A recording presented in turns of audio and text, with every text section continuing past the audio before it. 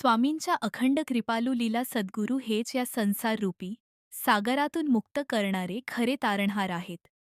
कितीही साधना केली तरी सद्गुरूंच्या कृपेशिवाय आत्मज्ञान आणि समाधीची अवस्था प्राप्त होत नाही. श्री स्वामी समर्थांच्या कृपेने अनेक भक्तांचे जीवन बदलले. त्यातील काही अद्भुत लीला आपण पाहूया.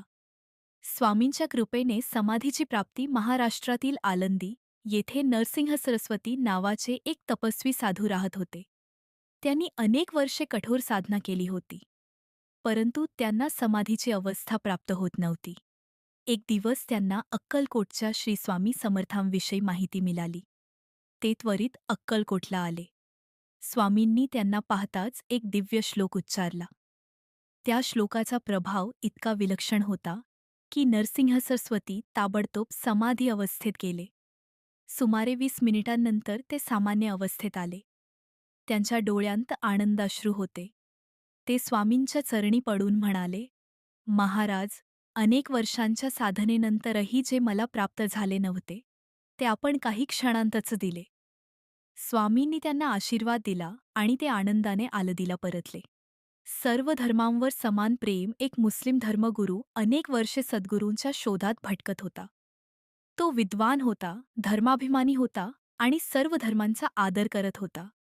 शेवटी तो अक्कलकोटला आला. त्याला स्वामी समर्थ कसे दिसतात हे माहीत नव्हते. त्याने एका व्यक्तीला विचारले, "मला अक्कलकोट स्वामी कुठे भेटतील?" ज्यांना त्याने विचारले ते स्वतः स्वामी समर्थच होते. स्वामी हसून म्हणाले, "स्वामी तुझ्या डोक्यावर बसले आहेत." हे ऐकताच त्याला समजले की हेच स्वामी समर्थ आहेत. क्षणातच तो समाधी अवस्थेत गेला. काही वेळानंतर शुद्धीवर आल्यावर तो स्वामींच्या चरणी लोटांगण घालू लागला. स्वामींनी त्याच्या मस्तकावर हात ठेवून त्याला आशीर्वाद दिला. स्वामींसाठी धर्म, जात-पंथ यांना कोणतेही महत्त्व नव्हते. त्यांच्या दृष्टीने सर्व भक्त समान होते. ज्ञानदृष्टी एक स्त्री आपल्या अंध मुलाला घेऊन स्वामींच्या दर्शनासाठी आली. तिने सांगितले की उपनयन संस्कारानंतर तिच्या मुलाची दृष्टी गेली होती. स्वामी म्हणाले, "थोडा वेळ थांबा. 5 विद्वान येथे येणार आहेत." काही वेळाने 5 पंडित तेथे आले. ते स्वतःला अत्यंत विद्वान समजत होते. स्वामींनी त्या अंध मुलाला सांगितले, "हे जे प्रश्न विचारतील त्यांची उत्तरे तू दे." मुलगा घाबरून म्हणाला, "महाराज, मी अंध आहे. मला काहीच माहीत नाही." स्वामींनी 2 फुले घेतली आणि मुलाच्या डोळ्यांना स्पर्श केला. क्षणात त्या मुलाची दृष्टी परत आली. फक्त दृष्टीचं नव्हे, तर त्याला वेदशास्त्रांचे ज्ञानही प्राप्त झाले. त्याने त्या 5 विद्वानांच्या सर्व प्रश्नांची उत्तरे दिली. हे पाहून ते सर्व पंडित स्वामींच्या चरणी पडले. मृत्यूवर विजय अक्कलकोटमध्ये जाधव नावाचा एक भक्त राहत होता. तो आणि त्याची पत्नी स्वामींची सेवा करीत असत. एक दिवस स्वामी त्याला म्हणाले, "तुझी पृथ्वीवरील वेल आता संपत आली आहे." हे ऐकून जाधव घाबरला. तो स्वामींच्या चरणी पडून म्हणाला, "महाराज, मला अजून तुमची सेवा करायची आहे."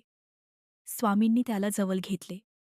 त्याच वेळी यमदूत जाधवाचा प्राण घेण्यासाठी आले होते. स्वामी म्हणाले, "जाधवाला नका घेऊ, त्या बैलाला घेऊन जा." क्षणात जवळचा बैल मृत झाला. जाधव मात्र सुरक्षित राहिला.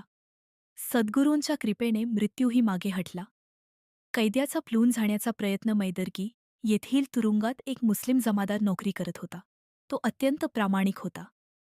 एक दिवस एक कैदी तुरुंगातून पळून गेला. जमादार अत्यंत चिंतेत पडला.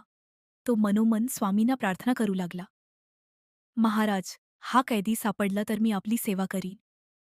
दरम्यान पळालेला कैदी जंगलातून धावत होता. परंतु प्रत्येक दिशेला त्याला हातात दंड घेऊन उभे असलेले एक तेजस्वी संन्यासी दिसत होते. तो जिकडे वळे तिकडे तेच रूप त्याच्या समोर उभे राहत होते. शेवटी तो थकून जमिनीवर कोसळला. सकाळी पोलिसांनी त्याला पकडले. जमादाराला आपले वचन आठवले. तो अक्कलकोटला गेला. स्वामींनी त्याला आपल्या पादुका दिल्या आणि सेवा करण्याची आज्ञा दिली. पुढे त्या पादुकांच्या कृपेने अनेक लोकांचे रोग दूर झाले. लोक त्यांना पीरसाहेब म्हणून ओळखू लागले. पारशी भक्ताचे कर्जमुक्ती मुंबईतील नवरोजी नावाचे एक पारशी गृहस्थ मोठ्या कर्जात होते.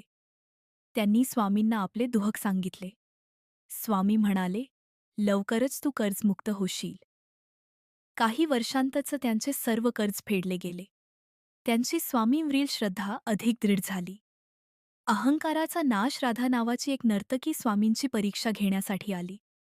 तिला आपल्या सौंदर्याचा फार अभिमान होता. स्वामींनी तिच्या मनातील विचार ओळखले. ते म्हणाले, बाह्य सौंदर्य क्षणभंगूर असते.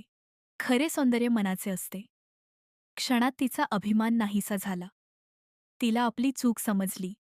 ती स्वामींच्या चरणी पडली आणि पुढील आयुष्य सदाचाराने जगण्याचा संकल्प केला. यहुदी नेत्रतज्ञ एक प्रसिद्ध यहुदी नेत्रतज्ञ स्वामींच्या दर्शनासाठी आला.